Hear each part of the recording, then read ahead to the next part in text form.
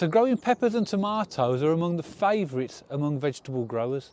However, compared to other vegetables, they can be quite tricky to start off if you haven't got the right conditions. But what happens if you haven't got a heated space to start them off in? What happens if you haven't got a greenhouse or a polytunnel?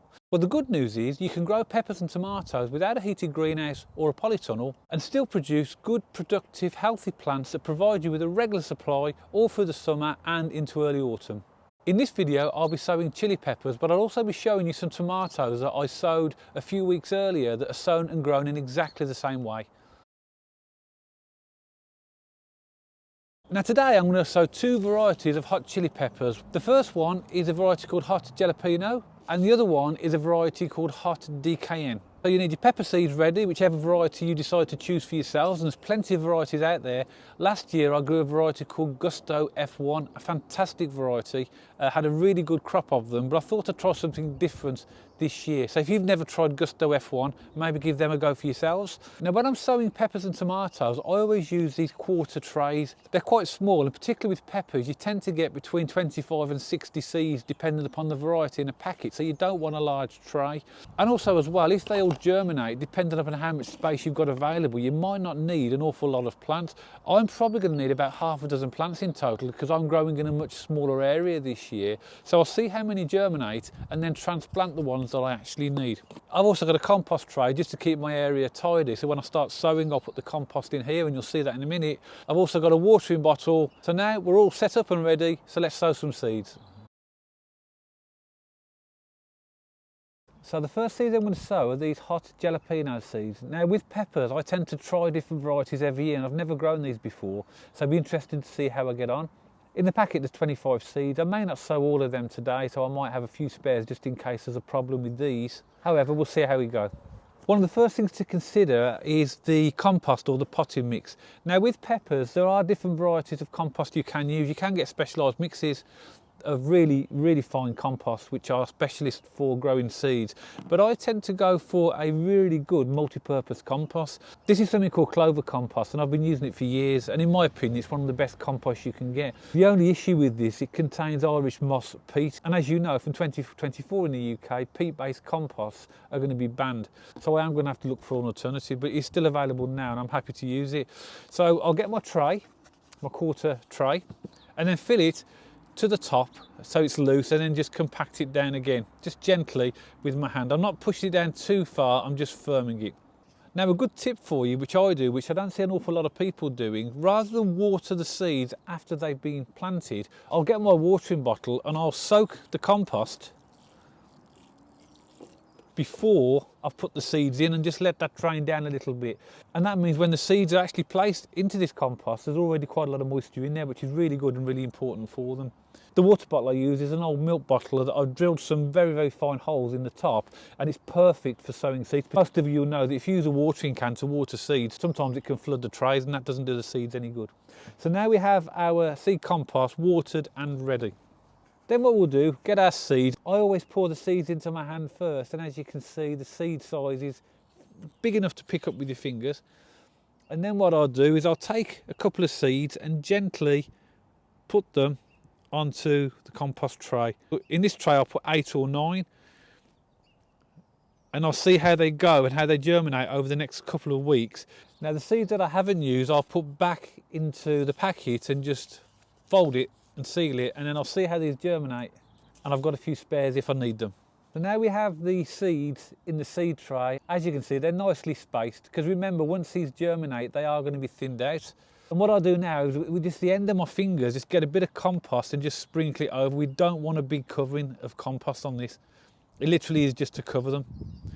And then I'll just gently tap it down with my fingers and then just give it one final water very quickly, and then I'll pop my label in. And that's as simple as it is to sow the pepper seeds, and the process is exactly the same if you're going to sow tomatoes. So now I've got my 2 trays of peppers and they're now both ready, and now we have to think of temperature. The thing about peppers and tomatoes, in order to germinate they need a decent temperature. Now typically you want a temperature of between 70 to 80 degrees Fahrenheit, that's 21 to 27 degrees centigrade, for them to germinate. Now that temperature is not air temperature, it's soil temperature. So we need to find a location for these where we can achieve those temperatures. And there's a number of different ways we can do that if we haven't got a heated greenhouse or a polytunnel. Now the first way, if you have space, is to take them indoors and put them on a sunny windowsill. So if you have space in your house and you've got a nice south-facing window or a window that gets a lot of sun during the day, because your inside environment is usually heated, that will allow them to germinate. Another way of doing it is to put them in an airing cupboard just until they germinate. Because of the nice warm temperatures in there, people will put them close to radiators, or even on top of a fridge, but it does depend upon how much space you have available inside. But you have to find somewhere warm for them if you haven't got a greenhouse. Now for me, I have the benefit of having 2 heated propagators in my potting shed. Now I bought these propagators a couple of years ago. They were around about 30 to 40 pounds each. I can't remember the exact prices. These will maintain temperatures of about 22 to 25 degrees. So when I put the lid on, which I'll just put on top over here like this, I'll check on these in round about a week's time and see how they're getting on. Propagators and heating mats are really good because they heat the seed trays from the bottom, and that's where the soil needs the heat to come from. So if you haven't got a heated propagator or even a heat mat, they are a good investment if you grow vegetables on a regular basis. It's also worth knowing that I'll use the propagator for germination only. So I'll keep a check on these seedlings now, and after they've germinated, I'll look at them for 2 to 3 days and then make a decision whether I'll take them out. It's not really that productive to keep your seedlings in the propagator too long. That could encourage them to bolt, i.e. grow too quickly, or it could encourage them to become leggy, which is where they grow really fast and they start to produce these really thin stems. That's also an impact of lack of light, which I'm going to talk about next. What's really crucial after germination is to make sure that your plants have got plenty of light. And that's why you saw the propagator in my potting shed. There's very little light in there. And if I left them in there, they're likely to get very leggy or thin. And that's why, if you haven't got a greenhouse or a polytunnel, a windowsill is absolutely ideal. Typically, seedlings need around about 12 to 14 hours of daylight to become really strong. They need the light for photosynthesis in order to enable them to feed and grow. So you will need to find a nice location with plenty of light. And there's no reason, as long as the temperature is not too cold and the weather conditions are okay, that you could leave these outside during the day in their trays to get that light. At the time of filming this video, it's February, and we had a light frost last night, so I wouldn't risk these type of plants outside. So when my seedlings have germinated, I always leave them on the windowsill in order for them to grow and develop. So because light is such an important factor to the success of your seedlings, you will need to find a place that has plenty of available light. So hopefully I've demonstrated to you that if you do want to grow peppers and tomatoes and you haven't got a greenhouse or you haven't got a polytunnel, you can still do it.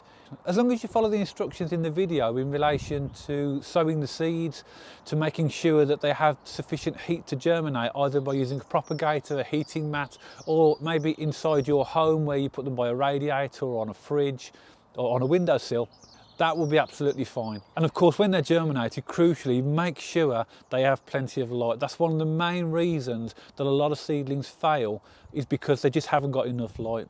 So the next thing I'm going to do is to repot these tomatoes into larger pots.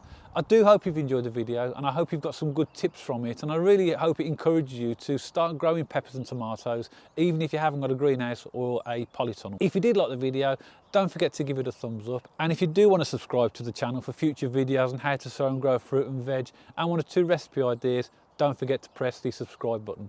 And I'll see you all on the next video.